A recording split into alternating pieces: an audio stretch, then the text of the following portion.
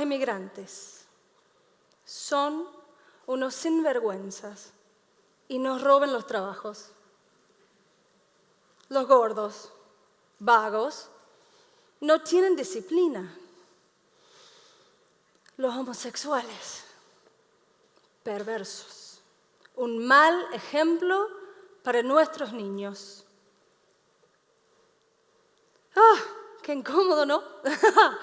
Estoy discriminando en voz alta y es incómodo. Pero esta incomodidad es una semilla.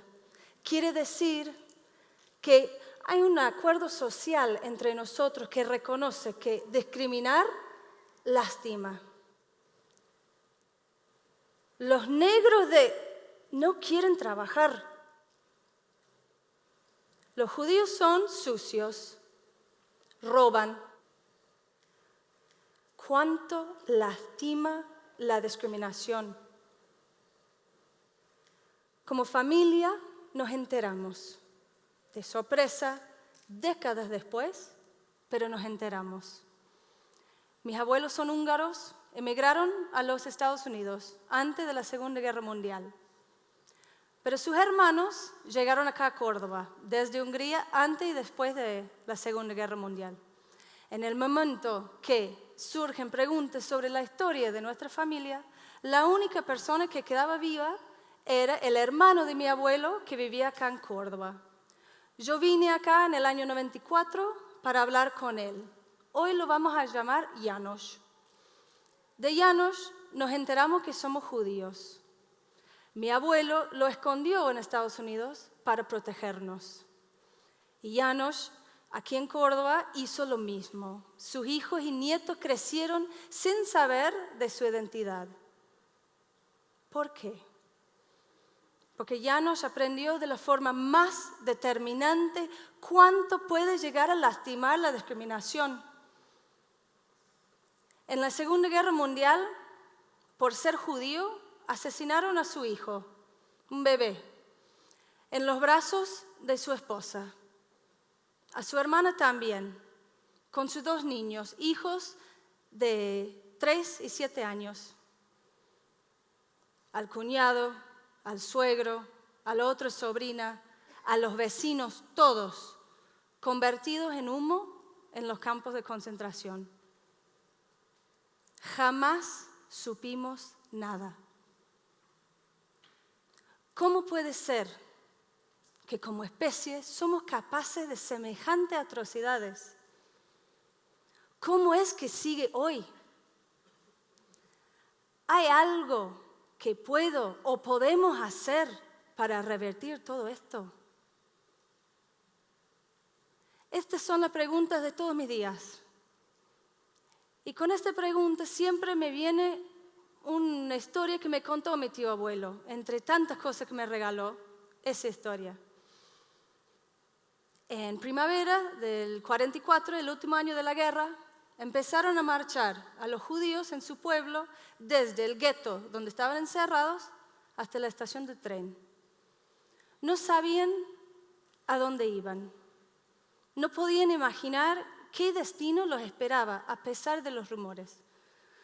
Al cruzar el centro de la ciudad, vieron una ciudad fantasma. No salía nadie. Si vos eres simpatizante a los judíos, tu vida corría riesgo. O discriminabas o morías. Mis familiares eran del último grupo que sale del gueto aquella primavera. Y a pesar de las calles silenciosas, alguien caminó con ellos. A riesgo de su vida, pero caminó con ellos. Un hombre mayor, un cristiano, un vecino que había sido amigo de nuestra familia. No pudo levantar la voz. No pudo salvar a sus amigos que eran distintos. Pero pudo ser testigo. Y esto era su semilla. Y lo sembró en el lugar donde estuvo, en el momento histórico que le tocó vivir. Y es la misma semilla que nos incomoda hoy en día cuando escuchamos o vemos discriminaciones. ¿Cuánto lastima la discriminación? Al lado de los judíos asesinaron a los homosexuales, a los gitanos, a los discapacitados, a los comunistas, a cualquier simpatizante, todos convertidos en humo. Hoy, 73 años después, la semilla de aquel vecino sigue viva y nos muestra cuánto hemos evolucionado, pero también nos muestra que seguimos lastimando como individuos y como sociedad. Los musulmanes son terroristas. Los yanquis, brutos, racistas. ¿Es así? ¿Qué hacemos al perpetuar el chiste, al no mirarnos? Más preguntas de todos mis días. Si mi tío abuelo no pudo ir a la tumba con la historia de nuestra familia, yo menos. Entonces hice un libro para honrar todo lo que nos devolvió como familia, para honrar nuestro tiempo juntos que fue mágico y también para ilustrar estas preguntas incesantes mías. Yo pensé, convencida, que hice el libro por una necesidad propia y personal. Unas maestras aquí en Córdoba me enseñaron que no. Apenas cobró vida el libro, me escribieron para decirme que lo estaban llevando a sus aulas. El libro tiene un formato muy fuera de lo común. Es todo color, es una mezcla de testimonios, fotos, mapas, arte. Tiene mucho misterio. Al toque, esas maestras vieron algo en el libro que yo, después de 20 años inmersa en ese trabajo, en ese proyecto, jamás vi. Un material didáctica, versátil, potente para trabajar una gran variedad de temas en el aula. La discriminación, la identidad, la historia, la inmigración, artes visuales, la ética, y lo podían trabajar desde varias materias simultáneamente. Les quiero confesar que no tengo el coraje para ser docente, pero sí para escucharlas. Porque para mí no hay una potencia más fuerte en el mundo para generar transformaciones que una maestra inspirada. Entonces me puse a pensar, si un par de maestras con una sola copia del libro en el aula estuvieran tan movilizadas sobre lo que ocurrió como para escribirme sin conocerme, me preguntaba, ¿qué pasaría si muchas maestras tuvieran varias copias del libro? Y ahí encontré el porqué de absolutamente todo lo que nos pasó como familia, lo que pasó a mi tío abuelo y a mí en el camino. Ahí encontré nuestra semilla. Y es eso. ¿Qué tal una valija que es una biblioteca ambulante, que viaja en colectivo y que sea gratis? Con esta emoción convoqué a gente conocida y desconocida para ayudarme a crear esas bibliotecas ambulantes. A través de lo que ya son varias valijas viajeras, equipamos a docentes con varias copias del libro, un guía didáctico y un registro donde cada escuela comparte su experiencia con la biblioteca ambulante. La semilla crece y crece.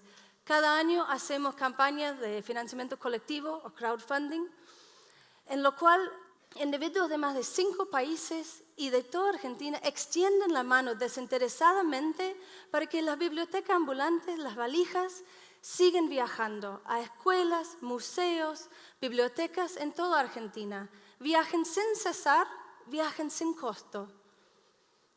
Cada lugar los tiene por un mes. El primer año tuvimos una sola valija. Segundo año 2 valijas, 3 valijas, ahora son 4. Desde que empezaron a viajar en julio de 2013, han estado en las manos y las mentes de más de 6.000 personas. Han llegado a más de 150 escuelas. Las valijas van y vienen, entran y salen. Soy la loca de la terminal de ómnibus de Carlos Paz. Así recibo, ¿me entendés? Pero bueno, valija, auspiciantes, alumnos, docentes, libros, colectivo. Una y otra vez en los registros que acompañan las bibliotecas ambulantes y en los mensajes que me lleguen de los docentes, se puede leer y percibir que en el encuentro hay transformación, hay empatía. Yo tenía 20 años cuando conocí a mi tío abuelo y fui lo suficientemente inconsciente como para decirle que yo no tenía mucha esperanza que la condición humana iba a mejorar.